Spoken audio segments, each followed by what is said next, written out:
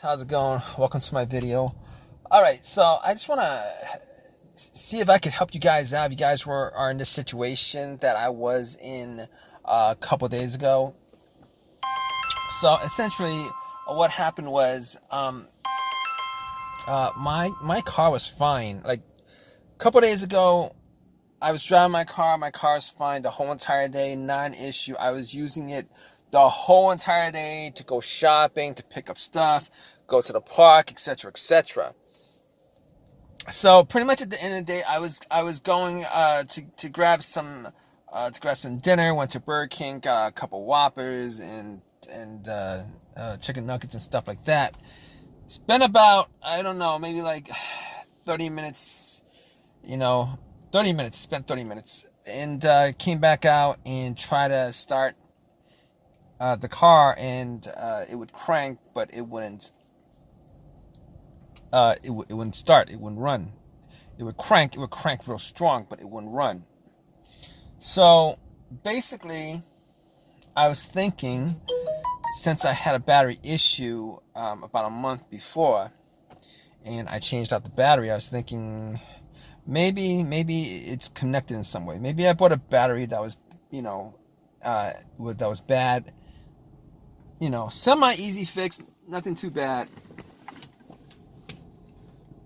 So basically what I did was I turned on my headlights, went out and checked to see whether the beams were good and bright, which they were. The beams were good and bright. So at that point I was thinking to myself, all right, now it cranked pretty strong a couple of times. All right, I did try to crank it a couple of times, at least 3 or 4 times, maybe even 5 times, and it would not run. So what I did was I pressed the accelerator a couple of times, and guess what? It still didn't run. Still didn't run. So I was playing with the shifter. Maybe the shifter is not in parked or whatever. Try to push it. Just move it around a bit, got it to neutral, shifted to neutral, and it still had the same issue. And guess what I did next? I went and checked out the battery compartment just to see whether there was any kind of visible issues with the batteries, with the battery terminals, whether they were corroded, etc., etc. Because I remembered that I did not clean them when I changed it out. I did buy Value Smart. What is it? Value Smart? I did buy one of those Walmart batteries for like $50. And I've never had an issue with those Walmart batteries. Value Plus or something like that. Walmart's Value brand. I don't know. But looked at the terminals, and the terminals were a little bit dirty. And I remember it was a little bit dirty. I never cleaned it. So I went back into Burger King, got a Coca-Cola, and pretty much got some napkins, poured a little bit on the battery terminals, and pretty much had it fizz. So I took some paper towels and wiped it, both terminals. Now let me tell you guys something. All right, the terminals, they were tight, not super tight. They were tight enough where I had to wiggle them to get them out. So that wasn't an issue. Anyway, I cleaned them up pretty good. Popped it back on, and at that point I tried to turn it on, and guess what, guys? Bam, nothing. Same issue. It cranked the same. It seemed like to me that the same strength it cranked. Still would not start. So I was like, okay, I can't tell whether it's the battery or not still at this point, because I mean, there's a good chance that the battery could be worn down, and normally if the battery is worn down, you could still hear like a soft crank, but it just wouldn't turn over all the way. Unfortunately, I was hearing I was hearing a strong crank, so my assumption was the battery is good, but I can't be 100% sure of it. So at that point, I was like, let me get the power pack, the no-code power pack that I bought from Walmart like about a month ago, just to, because last time I had that battery issue, let me see. Yeah, last time I had that issue, if I had a power pack on me, I would just drove to Walmart and picked one up instead of all the stuff that anyway.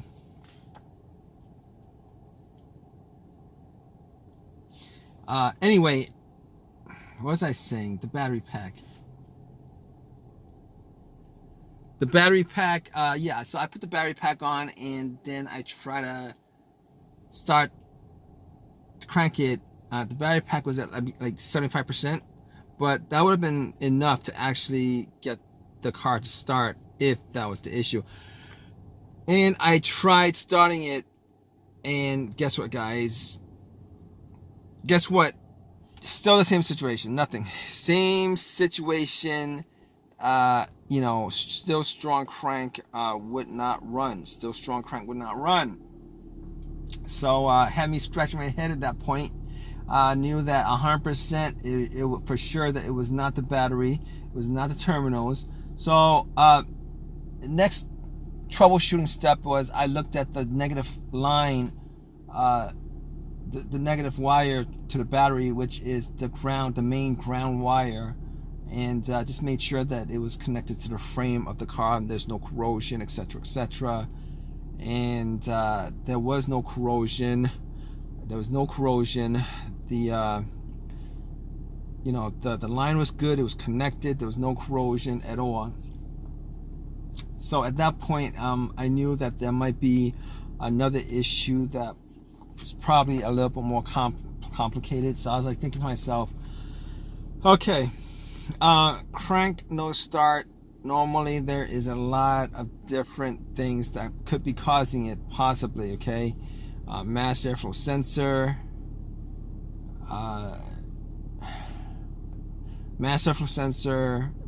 camshaft, crankshaft, throttle position sensor, ECM, the car's computer, all that stuff could possibly cause it. And I was thinking to myself, was there a check engine light? Nope, pretty sure there was no check engine light. For a long while that I haven't had a check engine light on this car. Pretty sure 100% there was no check engine light. So because of that, I could pretty much rule out all those things and everything else that has a sensor associated with it that could cause this issue to occur. Now, I couldn't say 100% because that issue could occur immediately, like at the very instance that I tried to start it. Probably didn't have that issue before, and then that issue just popped up. But there's normally you get like a little warning before that stuff like that happens, where you get absolutely immobilized, where you can't start. So I was thinking about all the things that it could cause it that has a sensor, and I knew there was no check engine light on my dash. I could rule all those things out. Pretty sure I could rule all those things out, which I did rule all those things out at the time anyway. All right, and I did have an OBD2 scanner, but that didn't cross my mind when I was taking the terminals off the battery. Normally, when you take terminals off the battery, you erase all the codes. But seeing as how I did not have any check engine light on my dash, I don't think that would have caused the issue. Okay, so moving on. There's one other thing that could still cause it relating to the check engine light and the car's computer, etc., etc., which is sometimes if there's no connection between the car's computer to the car itself, the ECM to the components of the car, the car's computer to the components of the car, there is a chance that it would just cause a crank no start issue.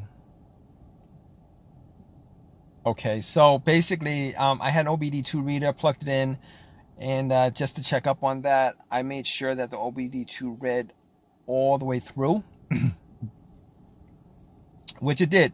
Now, if it didn't read all the way through, it read like halfway, and then it just stopped and says, and gives me a message that it wasn't able to pick up the car's computer. It just kept on hanging there for like a good extended period of time without running all the way through, scanning all the way through. I would know that it was the car's computer that had some issues. But because it read all the way through, I knew that it wasn't the car's computer that had issues. Anyway, moving on to the next thing. I was thinking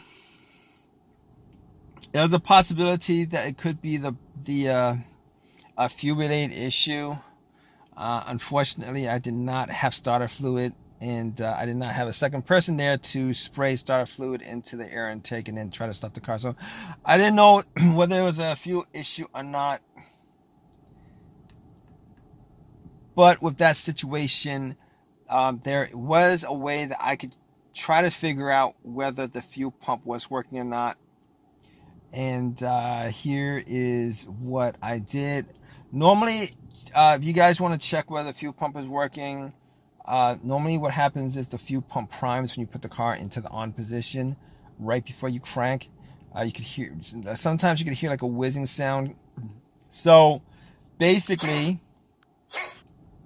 with this situation, you would want somebody right next to the gas cap.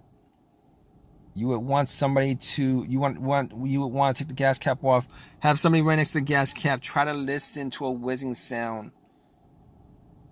All right, and then have somebody in the car turn to the on position, have somebody outside listen to the gas cap area to see whether there's a whizzing sound or not. Unfortunately, like I said, there was only me there, so I turned everything off, closed the door, wound up the windows. It was a warm day, but for a quick second, I turned the key. I turned the ignition to the on position and try to listen for a whizzing sound. And unfortunately, I could not pick up anything. I could not be sure whether there was a whizzing sound or not. So at that point, I was like, okay, we can't resolve it like that. We can't solve the situation. I couldn't solve that situation. I couldn't figure out whether the fuel pump was working or not with that situation. So at that point, I was thinking to myself, okay, here's what I could do. All right, I'm gonna check out all the. I'm gonna check out the fuses and the relays at that point. All right, I'm gonna check out the fuses and relays because that whole fuel system, it's not just the fuel pump.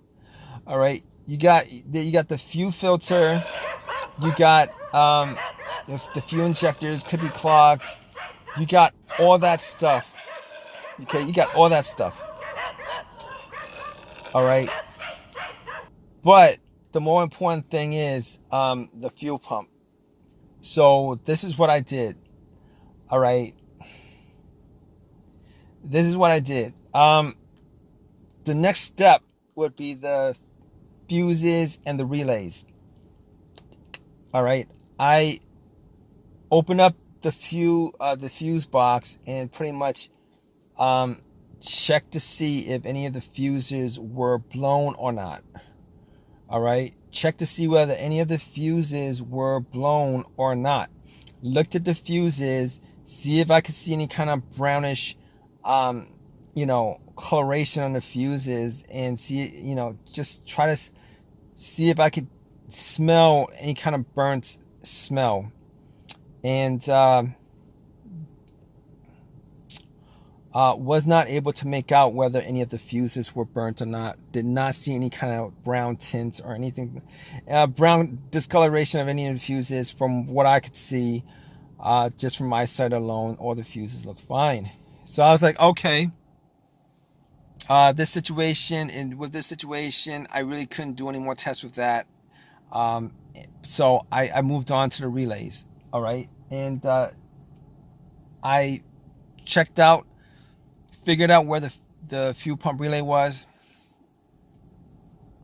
and pretty much it didn't look like it had any issues, but you wouldn't notice if it had any issues right off visually looking at it, even if it did have any issues with relays and stuff like that. It's not something you could like test out as easy as you can with the fuses. So what I did was I looked for another relay that had this, a similar relay, the exact, a similar relay. So what I did was I popped out that relay and I swapped it. And went to try to start the car, and guess what, guys? Bam! It actually started up. It cranked up. It started up. I tried a couple of times. It cranked up a couple. So at that point, I knew that I resolved the situation. So pretty much from there, I haven't had any issues since. I drove it to AutoZone, got a $15 fix, popped it in. Hadn't had any issues since. So obviously, that situation's been resolved. It was the fuel pump relay that was causing the issue. All right, guys. So just to make this long story short, it was a fuel pump relay. And if you guys are in this situation, hopefully, the fix was as easy as the fix was on my car. If it wasn't, you guys should just pretty much go through all the steps that I went through, in this videos as I explained it to you guys. And, hopefully one of those things, is the cause of your car situation and not the fuel pump itself. Obviously, if it's the fuel pump, you're not going to be able to fix that issue. Well, you could, but obviously not at that time when they're having issues, unless you have unless you're a mechanic with with tools with you and stuff like that, and the parts and stuff. But anyway, let me just end this. So hopefully, if you guys are in this situation, this video has helped you guys out. If it has, please give me a thumbs up. Please subscribe. Please, definitely leave a comment. I'm always, if you leave a comment about your situation, hopefully somebody's out there to help you out too. If they see the comment, they might be able to help you guys out with the situation, and I'll probably respond to it too. But regardless, if I can, I'll respond to it. But regardless, hope this video has helped you guys out. All right, guys, take care.